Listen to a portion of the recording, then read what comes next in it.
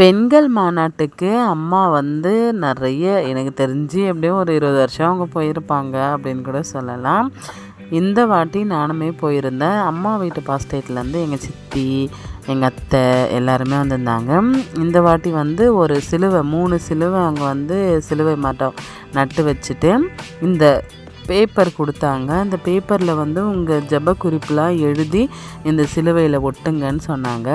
எல்லாருமே வந்து எல்லாம் அவங்கவுங்க ஜெப குறிப்பை எழுதி அந்த பேப்பரில் ஒட்டும்பொழுது அவ்வளோ ஒரு சந்தோஷமாக இருந்தது. சாமிக்கிட்ட நேரடியாக அந்த விண்ணப்பத்திற்கு பதில் வந்துடுச்சு அப்படின்ற மாதிரி ரொம்ப ஹாப்பியாக இருந்துச்சு.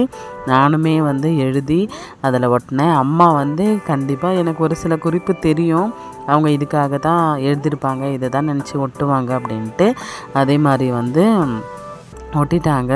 அம்மா வந்து எப்படி சொல்கிறது, அவங்க தென்னிந்திய திருச்சபையில் ஒரு பைபிள் விமன் வேதாகம பணிப்பெண்ணாக இருக்கிறாங்க. இவங்க வந்து எங்கள் பாட்டி வீட்டில் இருக்கிறாங்க. எங்கள் சித்தி இல்லை, எங்கள் அண்ணன் ஒய்ஃபு. இந்த என் பக்கத்தில் நிற்கிறவ வந்து சலோமி, என் கூட படித்தா 12th வரைக்கும்.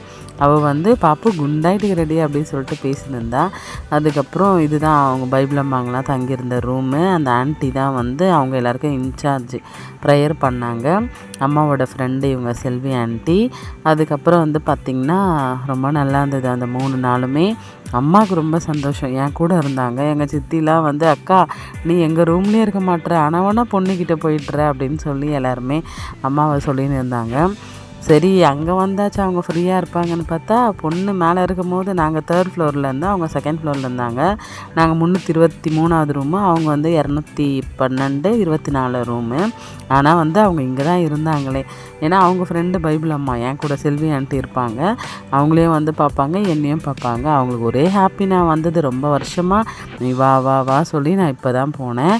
அதுக்கப்புறம் வந்து அம்மாலாம் நம்ம கூட லைஃப் லாங் எப்போவுமே இருந்தால் எவ்வளோ நல்லாயிருக்கும்.